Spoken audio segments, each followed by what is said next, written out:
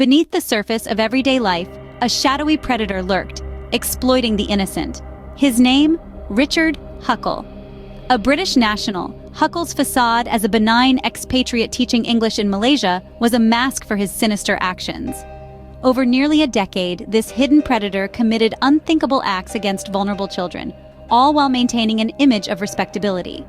This chilling duality allowed him to evade suspicion and continue his predatory behavior undetected.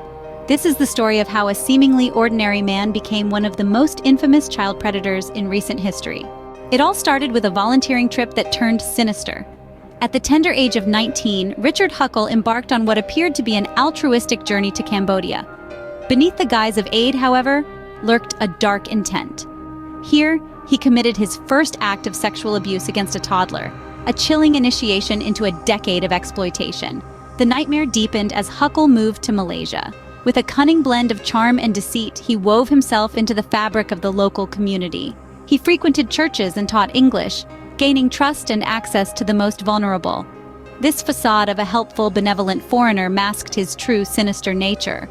Parents unknowingly entrusted their children to him, not realizing that they were exposing them to a predator.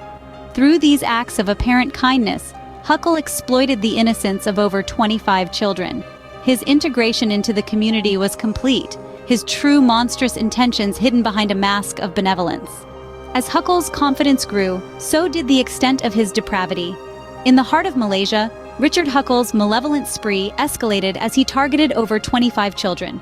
These innocent souls, often from impoverished backgrounds, became pawns in his sinister game. Huckle, exploiting his position as a trusted figure, carried out these vile acts under the guise of education and community service. But it wasn't just the physical world where Huckle's darkness spread. He plunged deeper into the abyss by engaging with the dark web. Here, he discovered the Love Zone forum, a clandestine meeting point for individuals who shared his perverse interests. This platform became his grotesque stage. With brazen confidence, he shared explicit details and even images of his crimes, cloaked in the anonymity that the internet provided. On this digital platform, Huckle didn't just find an outlet for his horrifying actions. He found encouragement. Other users of the forum not only validated, but celebrated his exploits. This feedback loop created a perilous echo chamber that magnified his delusions of grandeur and invincibility. Each post, each like, each comment made him bolder, pushing him to commit even more heinous acts. As he wove through the web of the dark internet, Richard Huckle failed to see the web of justice slowly closing in around him. In the shadows of the internet, Huckle found an audience for his atrocities, emboldening him further. But even the most careful predators can slip.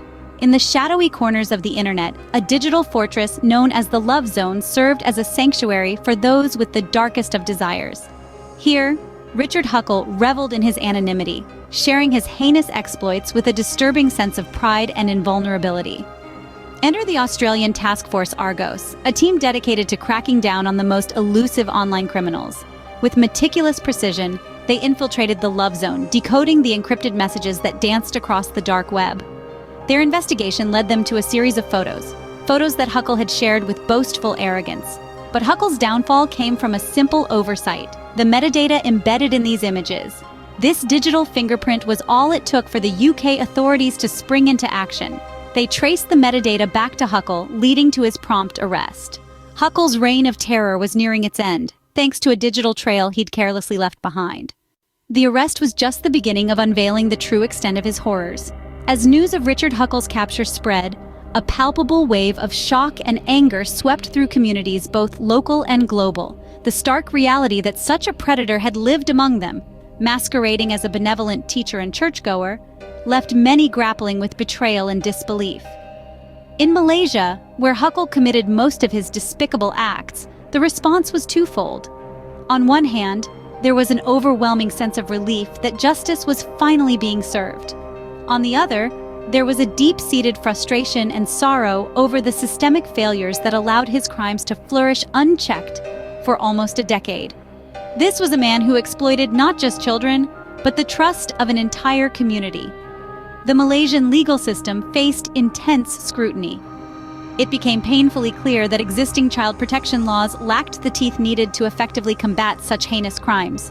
Discussions about legal reform began to surface, spearheaded by activists and supported by a public now painfully aware of the gaps in their legal armor. Globally, Huckle's case ignited a firestorm of discussions about how societies around the world deal with child exploitation. It highlighted a disturbing reality: vulnerabilities in one part of the world can be exploited by offenders from another, making this a truly international dilemma. This realization spurred increased calls for cross-border collaborations and stronger global frameworks to protect the most vulnerable. The ripples of Huckle's crimes also prompted various organizations to intensify their advocacy for more robust child protection measures. Workshops, seminars, and campaigns multiplied, aimed at educating communities on how to spot and report signs of child abuse. Huckle was behind bars, but the scars he left on the community and the victims would take much longer to heal. As the legal battles waged on and reforms were debated, the deeper societal wounds, those of trust, safety, and innocence, remained open, a somber reminder of the vigilance needed to protect the youngest members of society. Justice serves not only as punishment, but as a stark reminder. The trial of Richard Huckle was a grim procession of evidence revealing the harrowing scope of his crimes against children. In a courtroom echoing with the heavy silence of contemplation, Huckle faced the consequences of his horrifying actions. He was sentenced to 22 consecutive life sentences, a verdict that reverberated through communities and across nations, highlighting the severity of his offenses. This case pierces the veil on a global plight, underscoring the vital need for international cooperation in the fight against child sexual exploitation. Huckle's story is a chilling illustration of how predators exploit the vulnerable and how justice, though sometimes delayed, is imperative. The broader lesson here transcends the individual crime. It's a call to fortify our legal frameworks, enhance cross-border collaborations, and ensure that no child anywhere remains vulnerable to such atrocities. While Huckle will spend his life in prison, the fight to protect the innocent continues across borders and laws. The battle against child exploitation is far from over. The saga of Richard Huckle is but one chapter in a distressing global narrative that continues to unfold. The veil of normalcy he wore so convincingly reminds us that monsters often hide in plain sight, masquerading as pillars of the community. As unsettling as it is, these predators thrive on secrecy and the slow gears of legal systems unprepared for the cunning of digital age criminals. It's a stark reminder that vigilance must be constant. We must push for robust legal frameworks that do not just react to atrocities, but prevent them. This involves supporting laws that enhance surveillance on potential threats and provide more resources for the protection of the vulnerable. Furthermore, global cooperation is crucial. Countries must unite, sharing intelligence and resources to dismantle networks that exploit children. Only through collective action can we hope to stamp out this plague. Every child deserves a childhood free from fear. It's our collective duty to shield them from the darkness that preyed on them like Huckle.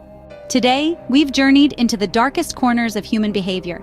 Richard Huckle's sinister exploits unveiled the grim reality of child exploitation hidden beneath society's surface.